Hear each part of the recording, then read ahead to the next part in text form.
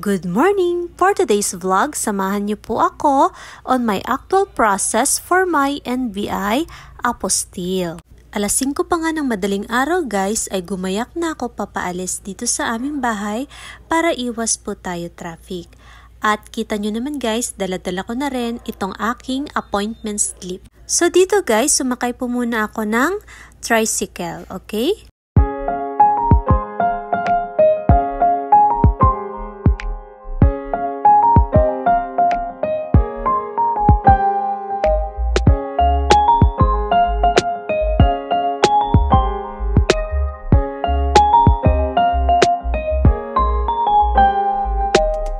Sa vlog pala na ito guys, ay nais ko pong i-share sa inyo ang aking experience sa pagkuha ng NBI apostille.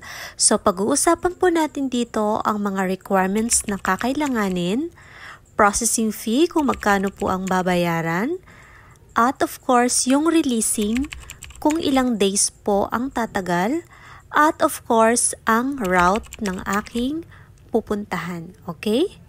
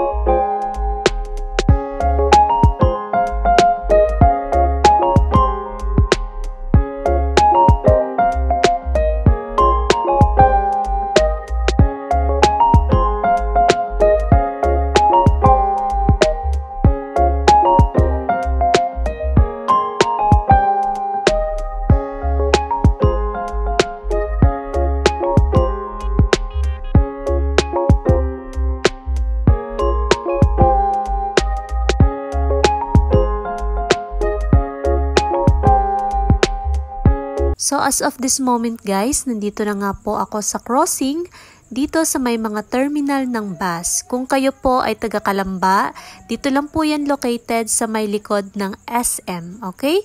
So dito po ako guys, bababa sa may terminal ng LLI dahil ako po ay sasakay papuntang Cubao, okay? So dito po yan guys, right?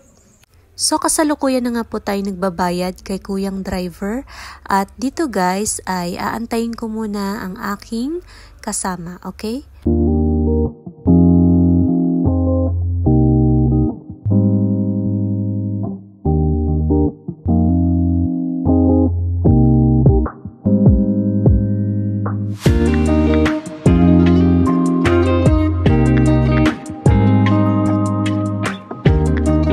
At kasalukuyan na nga po kaming nakasakay ng bus papuntang Cubao.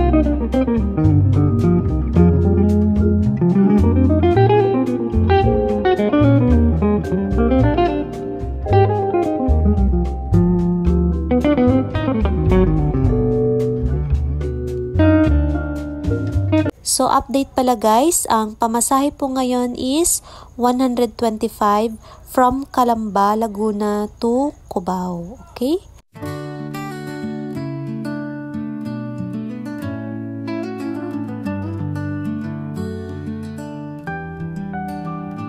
On the road where the morning sun shines, I walk alone, staring at the sky. The dream from long ago still lives quietly in my heart. At the place where we talked, just us two, I remember your warm, gentle smile. Even as time passes, it stays the same. There's something important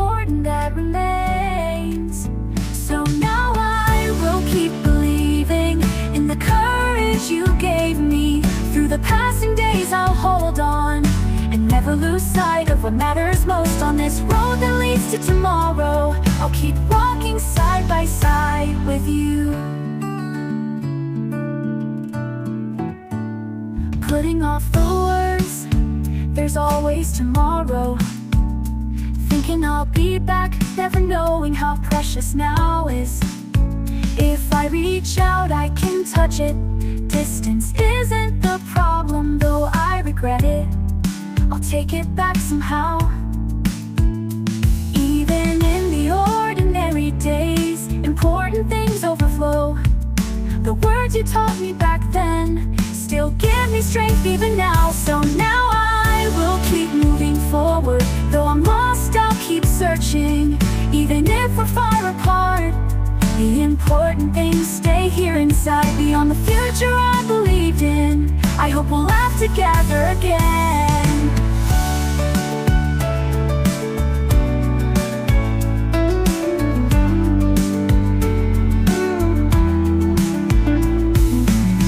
The same unchanging days, the same unchanging world, the same unchanging me, just holding on to a shape. The moment I felt warmth, everything changed. The moment I felt alone, everything changed. The things I couldn't reach, everything changed. In the time we've been given, we can't hold on to it all.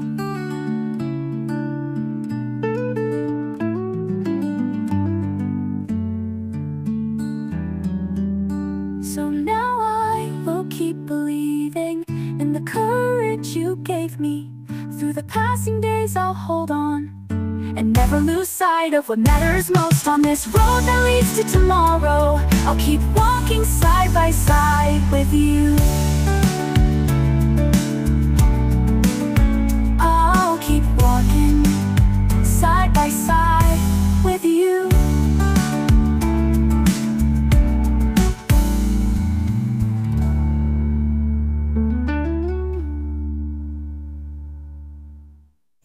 So dito guys, kasalukuyan na ngang malapit na po tayong bumaba sa may Sea Oil. Dahil po ang nakuha na naming slot for NBI Apostille appointment is located po sa may SM Mega Mall, Wakwak, Mandaluyong City. Alright?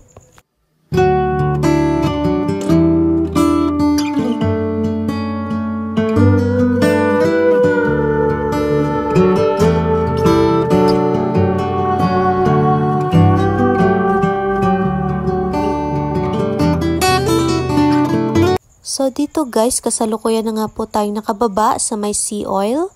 At dito po, meron pong mga sakayan papuntang SM Mega Mall. So choice nyo po guys, meron pong Angkas Rider dito. At meron din pong nadaan ng mga UV Express. So mas pinili po naming sumakay sa UV Express dahil 25 lang po ang pamasahe. Samantalang medyo may kamahalan naman sa Angkas Rider, so around 150 po. Okay? So nakarating na nga po tayo sa SM Mega Mall at kasalukuyan po nating hinahanap ang Building C. Okay?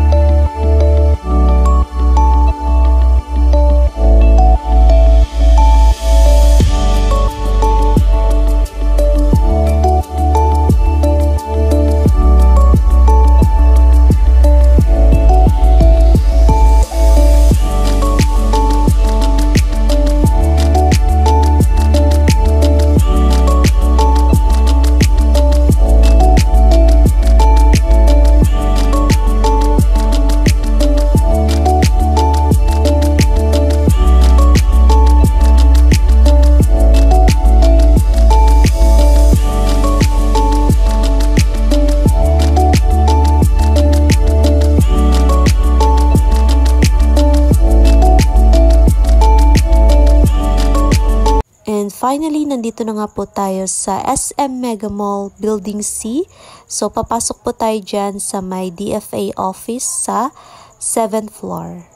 So, around 10 a.m., pinaakyat na po tayo ni Kuyang Guard sa may DFA office. So, take note guys, bawal po pala dito ang walk-in. So, kailangan po appointment po lahat ang kukuha ng NBI. So, sa door 5 po ang located ng NBI Apostille. So, pagpasok nyo guys, bibigyan po kayo ng form ng security guard at fill upan po natin lahat ng mga necessary information na kailangan. Okay? So, take note guys, ang ating pong form ay meron pong number. So, aantayin lang po nating mag-flash sa screen ang number bago tayo pumunta sa booth. Okay?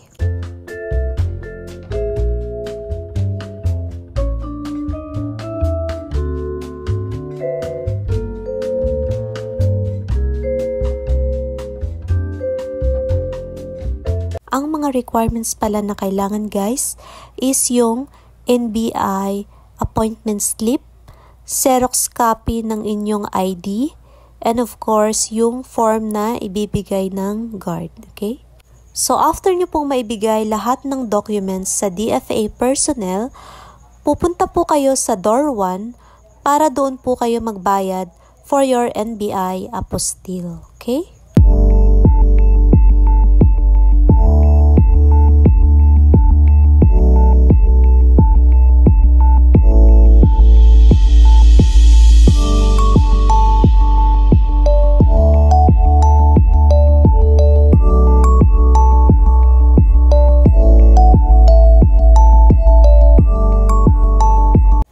So for the processing fee ay 100 pesos lamang po ang aming binayaran.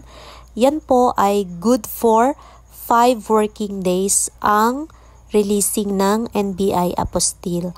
Dahil dito po sa SM Mega Mall ay wala pong rush. Okay? So ang rush naman po ay nagkakahalaga ng 200 pesos. So after nyo pong makuha ang inyong resibo, pwede na po kayong bumalik after 5 working days. Okay?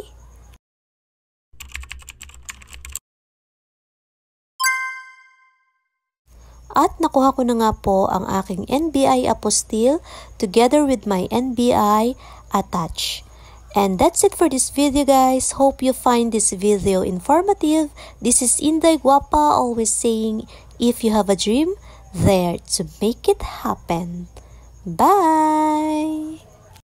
Thank you all for watching this here video.